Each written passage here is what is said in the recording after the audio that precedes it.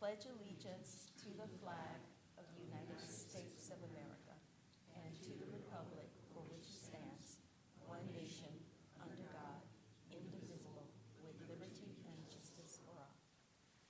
Thank you. Moving on to roll call, Mr. Yabata. John Winchester. Present. Sean Samson. Present. Melissa Brown Dominguez.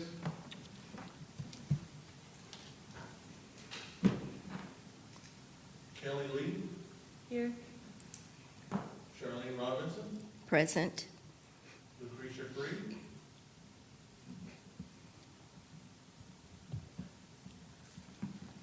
Tom Beresny. Present. Frank Santa Cruz. Here. Ken Berger. John Bernal.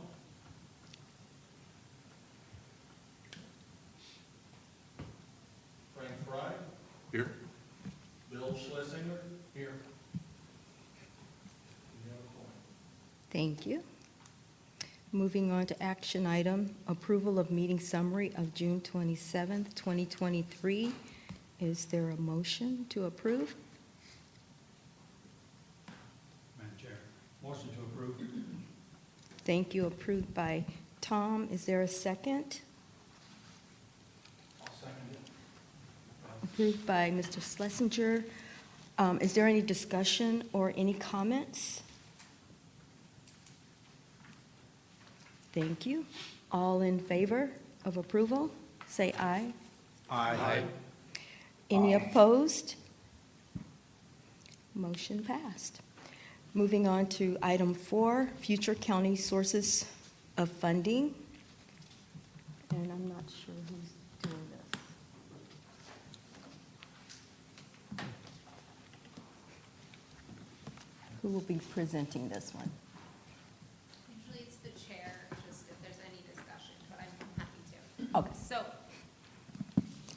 everyone should have received a copy of the latest sales tax paper. It was the third in the series of future county sources of funding, looking at the possibility and requirements for a sales tax, excise tax funding measure. So if there's questions or discussion, please feel free to ask. We do have Ellen Moulton and Andy Welch from the county's finance department here as well.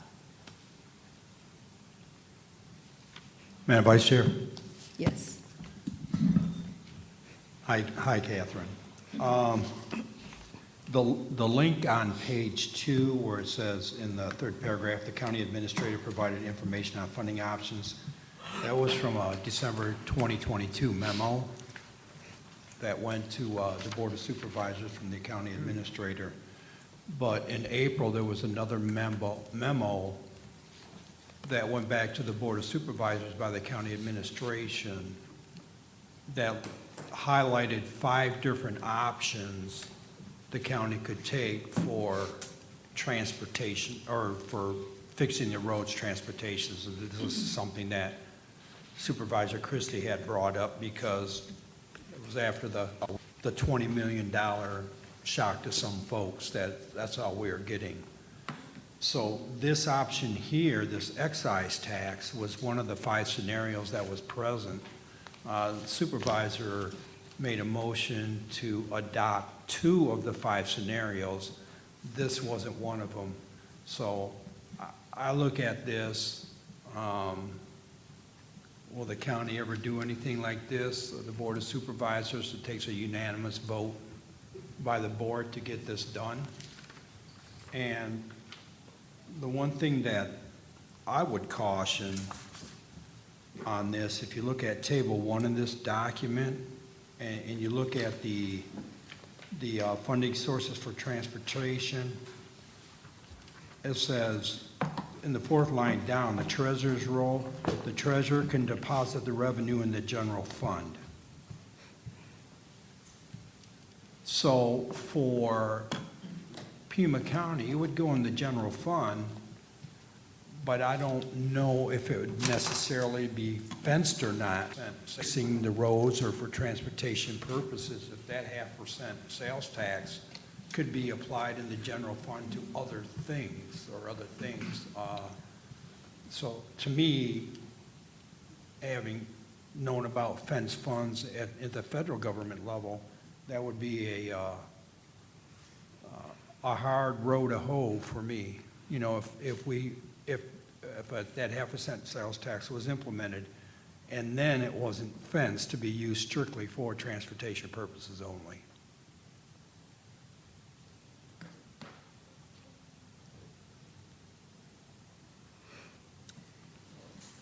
Thank you.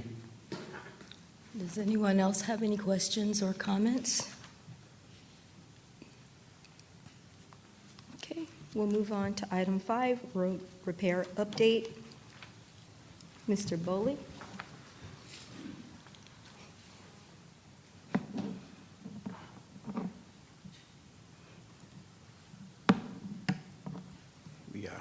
We moved the podium this month. I feel like I'm in the middle of the room this time.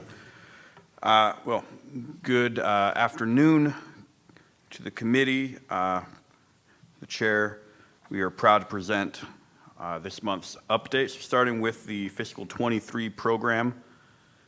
The list of substantially complete projects, that is a complete slide you can see there, quite full. With what that means is we have most, if not all, of our projects listed on there for 23. I say that because this one, the Heritage Hills Mill and Pave from 23 that is on the in construction slide, I'm happy to announce should be now moved to the substantially complete slide, meaning that all of our fiscal 23 projects are now completed or in substantial completion. Heritage Hills still has some cleanup work ongoing, but the project is now substantially complete. So with that, this slide as well, you can now imagine, if you will, with me, all of it being blue, because all of it is now complete for fiscal year 23.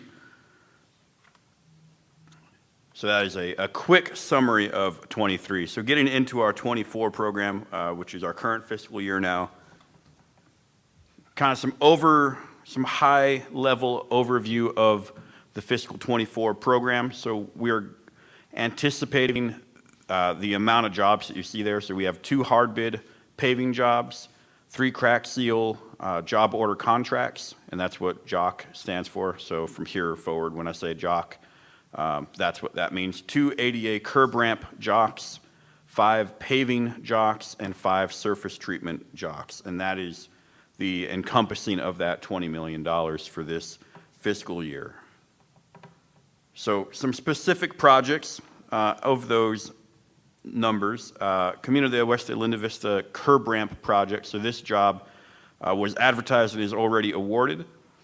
So this job is in the Linda Vista Terrace subdivision, which is off of Shannon and Linda Vista Boulevard, as well as along Community of West between Linda Vista and Cortero Farms. This project is in Board of Supervisor District 1. It is a JOC contract. There are 23 curb ramps on this project. The engineer's estimate was $300,000 to $400,000, and the low bid was $401,700 to Tucson Asphalt. And they are expecting to get started with that project here within the next couple weeks. So that project will be moving into construction here shortly. The next project I'd like to talk about, this is the what we're calling the East Metro Area crack seal. So we divided our crack seal project into 3 different projects this year. Historically, we've only done 1 countywide, but with the additional preservation that we're doing this year, that necessitated more crack seal jobs. So that's why we split that up this year. So this East Metro Area one, this is everything to the east of Sabino Canyon Road and north of Speedway Boulevard. So that's the districts 1 and 4 area. It is awarded to Southern Arizona Paving. The engineer's estimate was $250,000, and the bid came in at $249,725. And there are just shy of 26 miles of road in this project. Another crack seal project that we've got awarded as well, this is the South Metro Area Crack Seal. This is everything south of 22nd Street and to the west of Swan. This is in Districts 2 and 5. It was awarded to Tucson Asphalt. The engineer's estimate was $115,000 and low bid 106 and $7.10. There are just about 8.25 miles of road in this package. And you can see there kind of the highlights of that are Irvington Road and Aerospace Parkway. And then the North Metro Area Crack Seal, so just based on numbers, this is our third of 3 crack seal projects for the year. This is also awarded to VSS. Engineer's estimate was $250 and low bid is $246,875.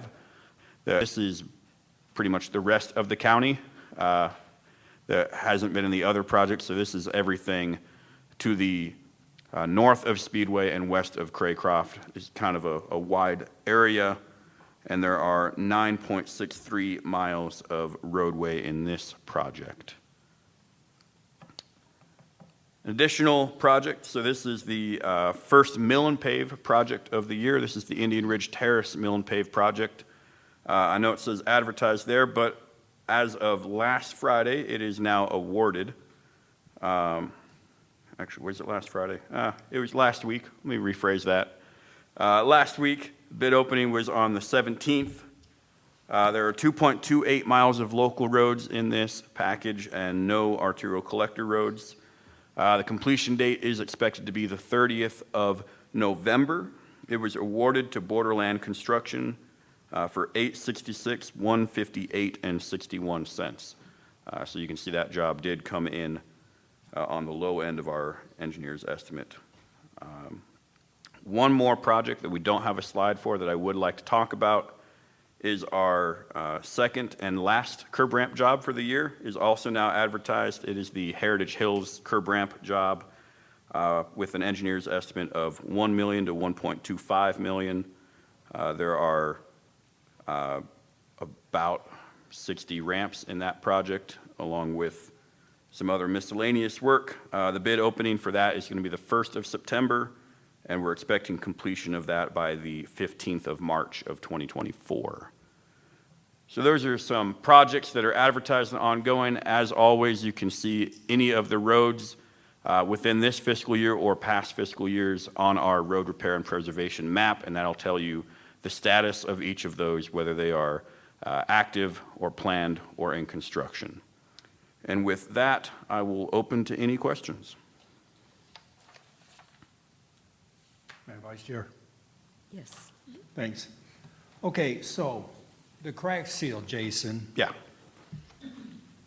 I don't ever remember seeing a crack seal project in the past for this program.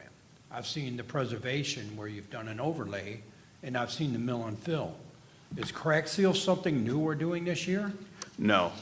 We have in the past had, I believe, and Michelle can correct me if I'm wrong, there's been only one crack seal job per fiscal year. And that usually has been happening in the early to mid-fall. Sometimes it goes into the spring. Because I know a couple of crack seal projects we've done in, the Department of Transportation has done in the Green Valley area, Desert Bell last year, and on La Cañada a couple of years before that. And that came out of the regular maintenance funds. But now we're applying the money for the road repaving program to crack sealing. And so just want to know why we're doing that. So there, I will say we are still doing some crack seal projects with our own maintenance program. Mm-hmm. These crack seal projects are all in advance of a preservation project coming later in the fiscal year. Okay. So I would That makes essentially frame it the same way that we do ADA ramps in advance of paving. We also would like to do crack seal in advance of surface treatments just to get the road prepped and ready. Okay, that, to me, that makes sense. Thanks. Yeah. Any other questions? I have a question, Vice Chair. Yes. Sean. So the budget for this year is around 20 million, is that right, ish? It's 20 million to the dot. Yeah. Yeah. So I looked at Catherine hoping she had extra money, but that's 20 million is, that's kind of the source of my Yeah. questions. As you go through, we're at the beginning of the fiscal year, as you go through the year, if projects are coming in like under budget, as you get towards the end of the year, if it looks like there's excess funds that might remain, what's the strategy for that? Do you pull projects forward? Do you have a list of other things that can be done with that money? yeah, that's a great question. As we go through the year, our hope is after these first couple preliminary projects, we'll be able to kind of go back and look at our engineers' estimates again and see where we're standing for the rest of the year. As we get closer to the end of the year, if we have extra funds, we would then pull forward other projects from next year and so forth. I think there would be more discussion on what those projects would be, whether that's preservation or paving or, as needed in the region. Thanks. Yeah. Any other questions? Thank you. Thank you. Jason. Ms. Montagnino. Pavement index condition discussion.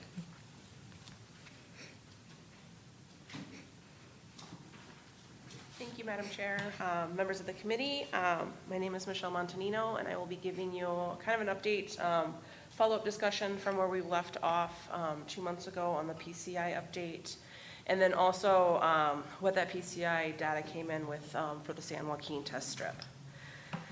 So this is the information. So we've uploaded all of the new PCI data into StreetSaver. So this is where the network is rating right now. So this is, as I was preparing the slides about 2 weeks ago.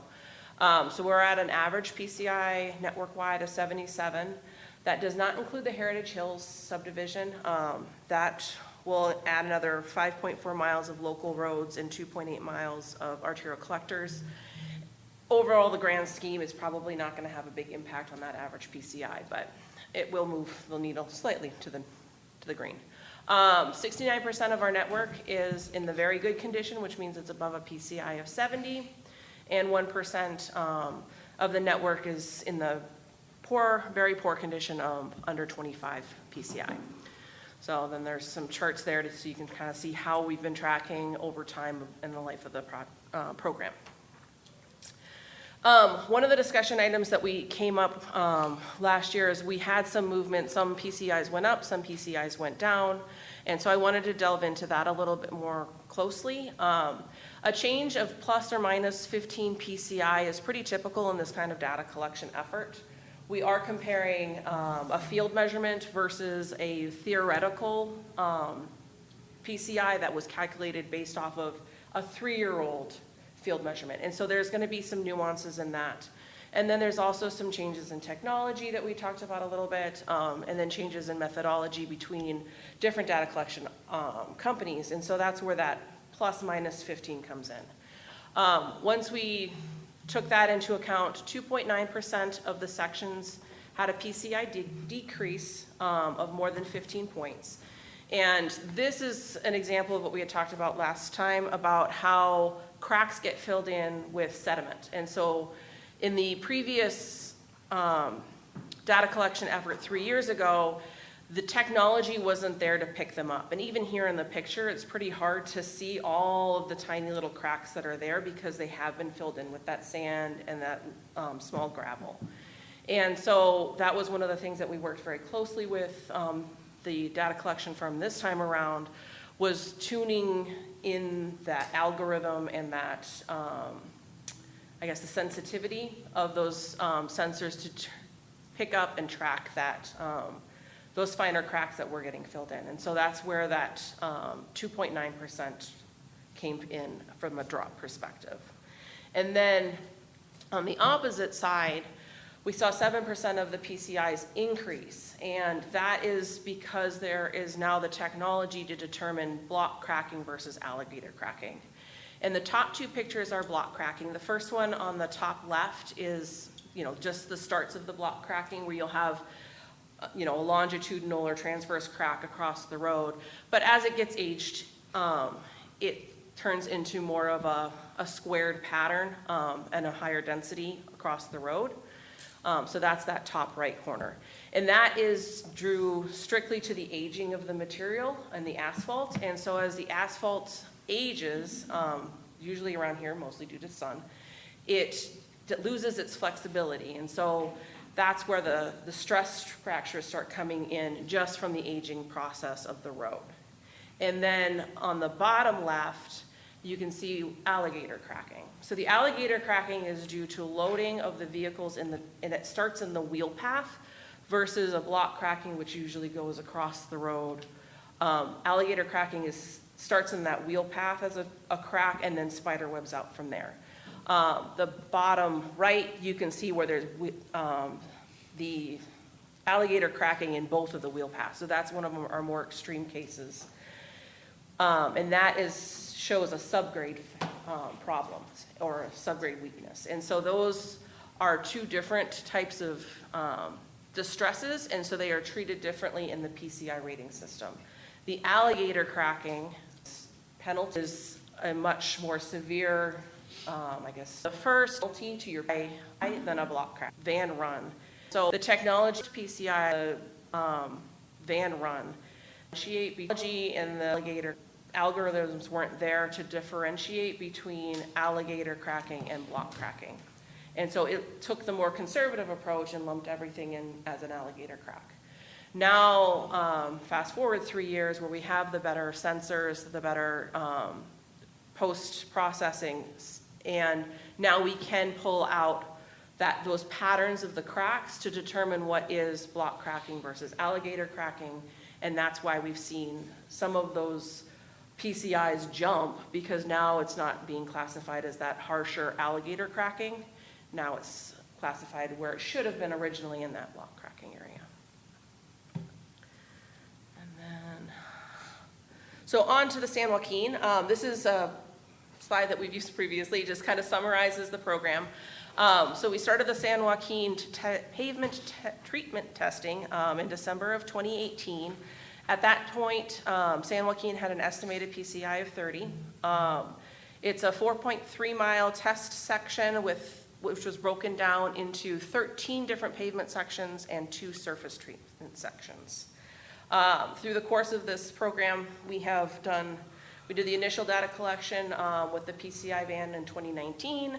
We had that come out 2 more times in August of 20 and March of 21, and then we recollected again in October of 22 when we did the system-wide recollection then. And then, so each section is given its own PCI to evaluate.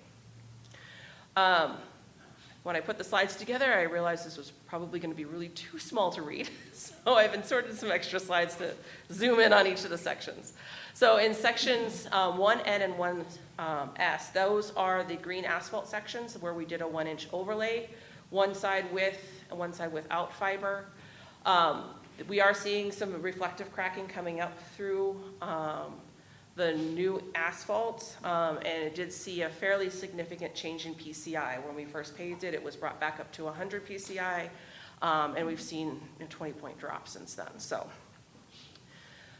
the second section was a 1.25 inches of asphalt overlay over the top of the existing pavement. That one again had brought the PCI up to 100, but we've seen a lot of reflective cracking coming through on that one as well. So that one has had a 13-point drop in PCI over the course of this test. Number 3, this test section 3, is 2 inches of asphalt overlay over the existing road. That one rose to 100 PCI in 2019 and has only had a 5%. We've seen no visible cracking and a little bit of movement on the surface from a rippling effect, but overall it's holding up really well. One thing to note though with an overlay, although it is a cheaper option than a mill and overlay, it isn't an application that we can put anywhere.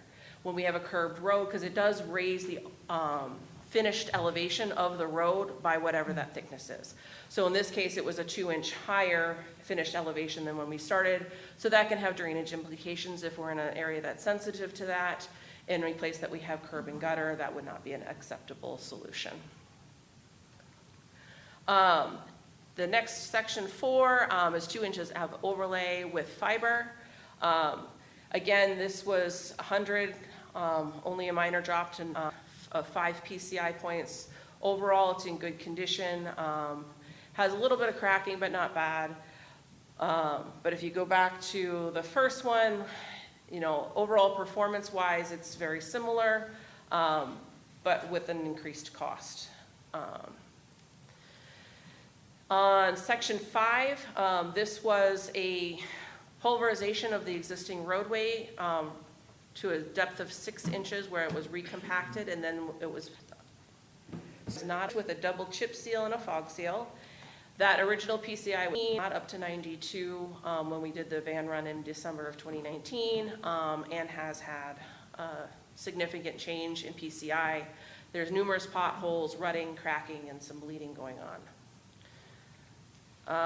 Text section 6 was microsurface, the repulverization over the top. This one has held up a little bit better. Single chip, there is surface over the top. This one has held up a little bit better.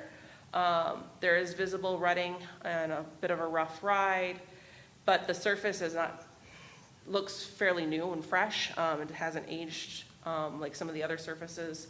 And kind of our conclusion is that this is a great treatment for over the top of an existing pavement, but not necessarily as a pavement itself. Number 7 is a similar recompact in 6 inches of pavement pulverization. And then it was a single chip and a fog. This one again did not get up to the 100 PCI and has had a 5-point drop. There has been some visible potholes, cracking, and rutting in that one.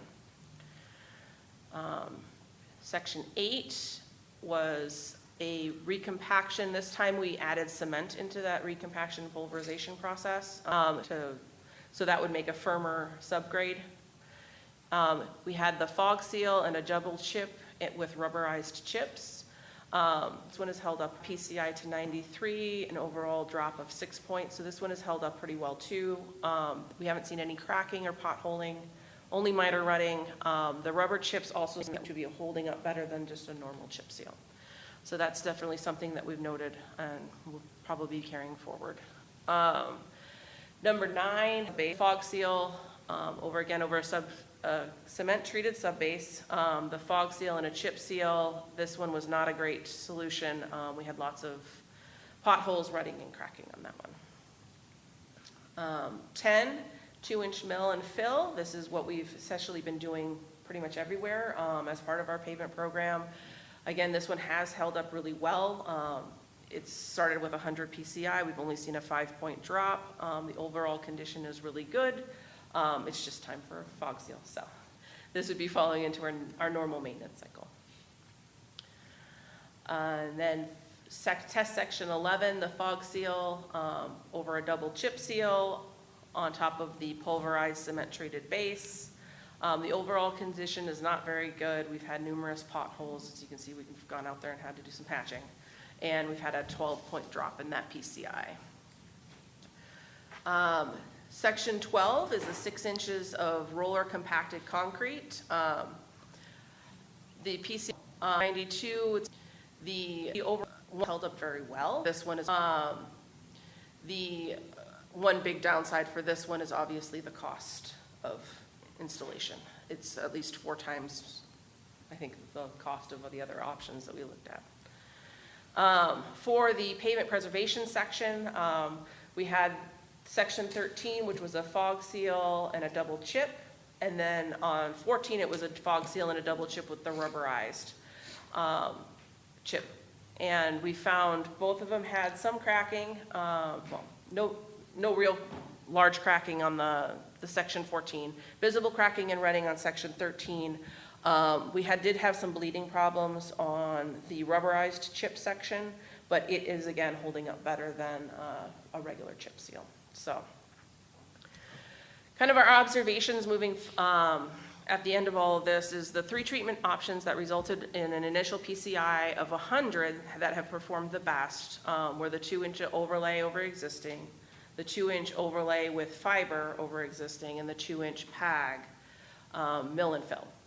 And so those are the only ones that we saw the 100%, and they all had a drop of about 5 PCI over the course of our study. One of the other takeaways was that the rubber chips do appear to be holding up much better than the regular chips. So kind of the summary of where we're at, the findings are of the most recent data confirm the results that we had seen in the May of 21 collection.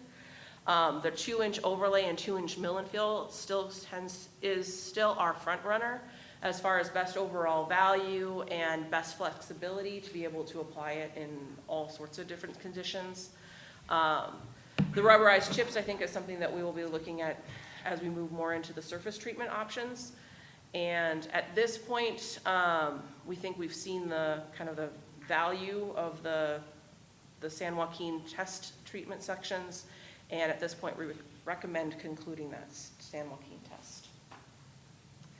Are there any questions? Madam Chair? Yes. Okay, so back to your PCI slides, Michelle. Yes, sir. And so I'm referring back to a memo dated May 12th by the county administrator. And in this, on page 4 of that memo, there was a table. Roads currently in very poor condition at the end of the FY 22-23 program. I understand that the readings that were here were not the most current PCI ratings that were captured, but it's part of that historical Correct. degradation stuff. But some of these just well over 25 point in PCI ratings, 20 to 25. And it just, like, my favorite one is, of course, White House Canyon Road went from a 19 to a 45. There was, on Silver Bell Road, a 22 to a 46. On Layson Lane, a 24 to 52. So is there, the alligator and the other kind of cracking have such a large? It Okay. does. It really does. Okay, so which leads to my next question, or a couple series of questions. Is there a national standard on what vendors use to do this kind of surveying? There is. There is a national standard. There is a national standard. I can't remember it off the top of my head, sorry. But there is a national standard put out by the FHWA that is The what? specific. FHWA. Federal Highway? Yeah, I can send it to you. Okay. It is a national standard for the evaluation of flexible pavements that calls out both how and it calls out how to evaluate the different distresses, what distresses to evaluate, how to categorize them as high, medium, or low. Okay. And then it also goes into what point deducts there are. And there is some interplay into different deducts. And so it all kind of fits together in a very complicated equation. Where there is some nuance, for that curve chart, and it doesn't for that creating the individual create that equation to mimic the curve. And so there is a little bit of nuance. It's usually only a point or two. Okay, So it doesn't, it truly is the play and the difference between the different. So theoretically, two different vendors could develop an equation that are not the same for that curve. So did we use the same vendor for 4 years ago that we did this current We did not. pass-through? We did not. So is there any thought of maybe the change of the equation might have had an adverse effect on the overall PCI rating? So the change in the equation only really affects us 1 or 2 points is all. The equations are mimicked pretty closely to the overall in the book. There is a difference in technology and what we can differentiate between the Okay. different cracking. So the two vendors both use this federal standard? Correct. Okay. Yeah, everybody was using the same book. And one last question. On the San Joaquin pavement treatment testing, was that something that the PTAC directed the Department of Transportation to do a number of years ago? Or was that something that the transportation took on their own? I don't recall either specifically who prompted it. I don't know if you do, Annabelle. I mean, we could go back and see, but they were really done in concert. Starting that and PTAC were kind of Well, at their infancy there was a together. subcommittee for this treatment testing program, Yeah. right? Okay, so, Madam Vice Chair, if this is something that the PTAC did, I'd like to move a motion to take the Department of Transportation's recommendation and to go ahead and stop the San Joaquin treatment testing program. Madam Vice Chair, I had another question. Oh, okay. Okay. It looked like there was two options where you evaluated the fiber additive and both against an equal alternative except for the fiber additive. Yes, Did I see that basically the fiber additive added no value? correct. Yeah, that was our conclusion as well. There wasn't a significant difference between the two. That was my question. Okay, there's a motion on the table. Is there a second? I'll second. Sean seconds it. Any other discussion, comments? All right, all in favor? Say aye. Aye. Opposed? Who opposed it?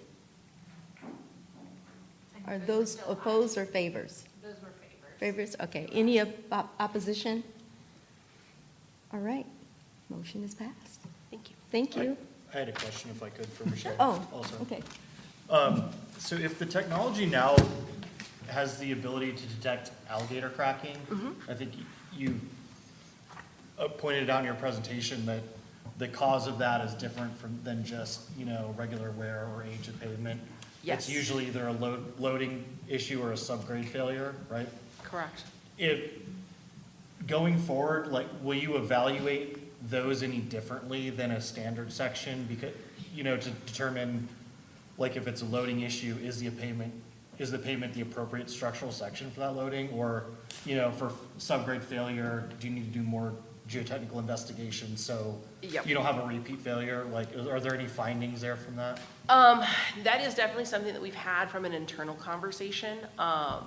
I know initially we were trying to get the most bang for our buck and get all of the PCIs and the roadways fixed as quickly as possible. And treatment doesn't necessarily, doing that individualized assessment and treatment doesn't necessarily get us to that goal. And that was a conversation that we can have moving forward with the PTAC is how we want to approach and how detailed we want to get into the nuances of that. We have had internal conversations, and it's kind of because the roads have been neglected for so long, does it make sense to do that one-size-fits-all treatment initially and then come back and get those isolated areas that have that subgrade failure? I think if we have a road that has, instead of just an isolated locations, that it's more uniform across the section of roadway, that's a different conversation than, some alligator cracking at a localized location. We have had some places too where we've opened up the road just to mill and pave, and we've noticed that there's problems, and then we address it during the construction phase by adding an AB, mixing in some of the millings. There's different techniques that we've used to try and shore up that subgrade to make sure that it's firm before we pave back on it. Yeah, I definitely think there's value. I definitely get what you're saying about if you're at such a state of failure, you have to fix the roadway network first. But when it gets to some level of acceptability where there's just ongoing maintenance at that point, Yes, exactly. I think there's value in that I agree. because from a value perspective, fixing a road that's gonna fail sooner again. doesn't- make that much sense. I agree. Madam Okay. Vice Chair, Thanks. Okay. I got a kind of follow-up question. When you see the evidence of poor subgrade, do you look at beyond the subgrade, is there a drainage problem? Yes. Yeah, a lot of the cases, what we're seeing is drainage issues, sheet flowing across the intersection, things like that. And so when we can, we work with the maintenance group to add header walls, things like that, to help that water infiltration into that subgrade, which is causing the problem. Are there any other questions? Okay, thank you. Thank you. RTA next, Ms. Skinner.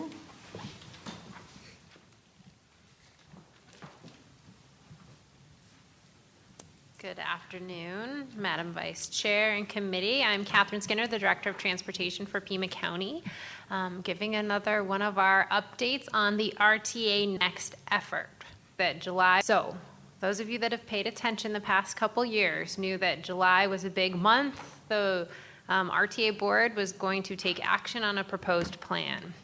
And they did take action, but not on a completed plan as of yet. So the new deadline is the December 6th in preparation for the December RTA board meeting. How did we get there to having that extension? Well, the CAC, which is the Citizens Advisory Committee that has been meeting for many years now to develop this plan, vote, take action. It was an 18-6 vote, and it had a way of proposed roadway category. It had a different way of combining some of the categories, but what it also added in was, instead of being a half-cent sales tax, it was a 0.6% sales tax.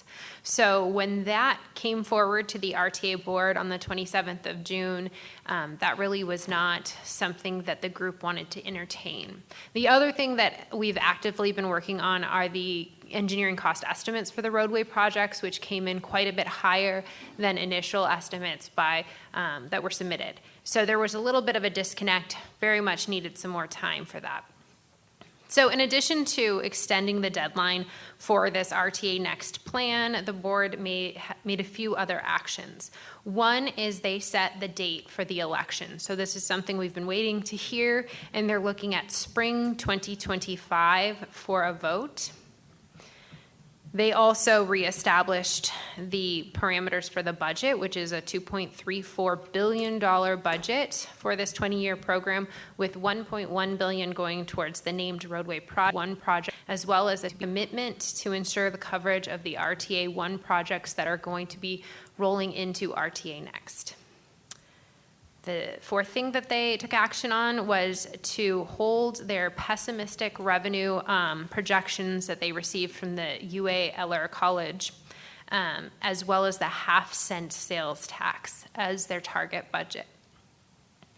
So that set forth the further work that both the Technical Management Committee as well as the Citizens Advisory Committee will be undertaking in the next 4 months. The RTA board very much encourages full communications, conversations on how we develop this program. Those two groups working together develop the program. The Citizens Advisory Committee has met twice since our PTAC meeting.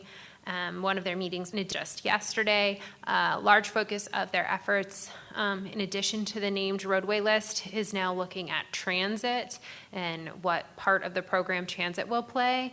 And those of you familiar with the current program, it is a significant portion of the program. It also provided some key funding for the streetcar that goes from the University of Arizona towards downtown and then on to the Mercado. So transit was definitely a part of the existing RTA. The Technical Management Committee continues to meet as well, have conversations. Deputy County Administrator Carmine DeBonis is a liaison for the TMC, and he comes to all of the CAC meetings, as does Town Manager Terry Rosema from the town of Marana. So We are now a bit in a waiting program. Our department staff has been working closely with the RTA and their consultant on refining the cost estimates for the projects that we have in the named roadway project list. So we will continue on those efforts. Are there any questions from the committee? Madam Vice Chair? Tom? Madam Vice Chair, can you hear me? Sorry, Mr. Bernal. Oh, go ahead, Mr. Bernal. Hello, Charlene, were you calling on me? Yes, go ahead. Uh-huh. Oh, thank you. Thanks, Catherine. I think the only comment or question I have is that I had not heard any reference to an allocation from the RTA next for pavement preservation, which had been talked about early on. And so as it relates to, the ongoing Pima County effort on pavement preservation, I'm not sure that RTA monies is going to be a source to look at. It's the only thing I'd add to this.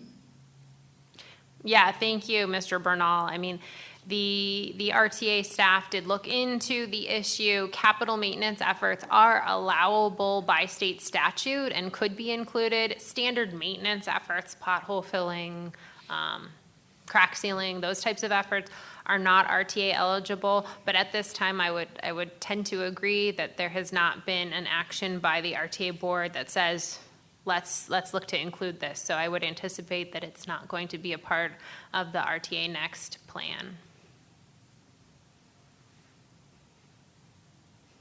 Mr. Okay. Tom? Catherine, the money you talked about, you said the board set a $3.4 billion budget? 2.34. 2.34. Yes.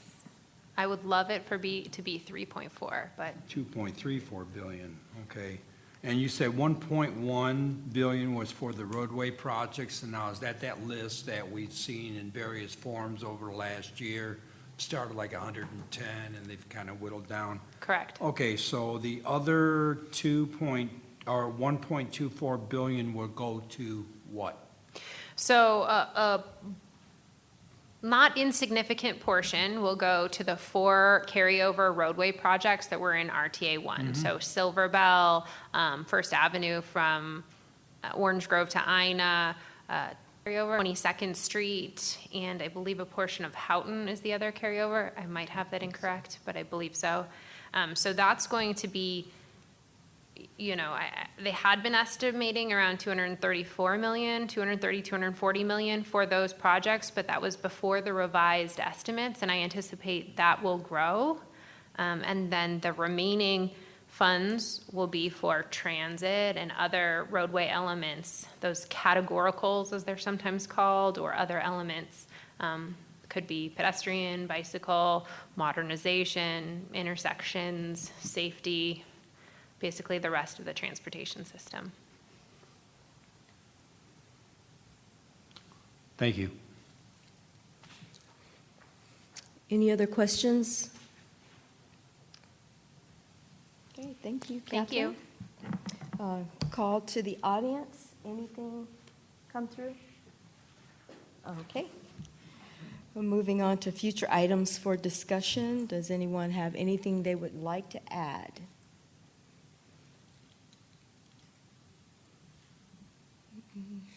Okay, hearing none.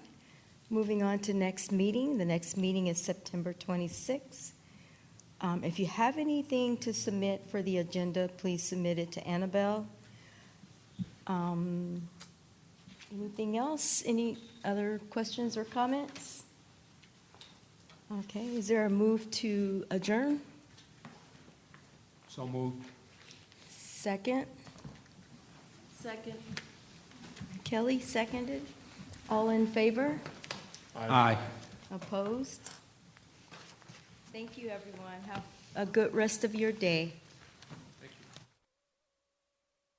Rest of your day.